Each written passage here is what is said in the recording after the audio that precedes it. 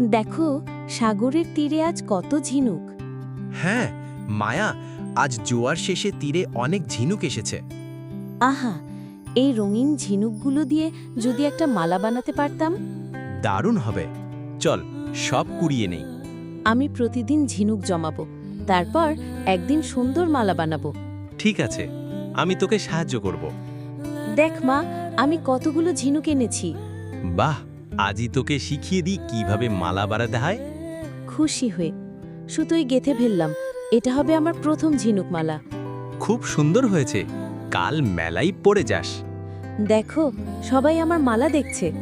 সত্যি, সবাই অবাক হয়ে গেছে। এক মহিলা বললেন, এই মালা তো রাজকুমারীর গলায় মানাবে। হা, তুই তো আজ গ্রামের রাজকুমারী। আমি শিখলাম, সাগরের ছোট্ট ঝিনুকও পরিশ্রমে অসাধারণ হয়ে ওঠে। হ্যাঁ মায়া, তোর ঝিনুকমালা এখন গ্রামের গর্ব।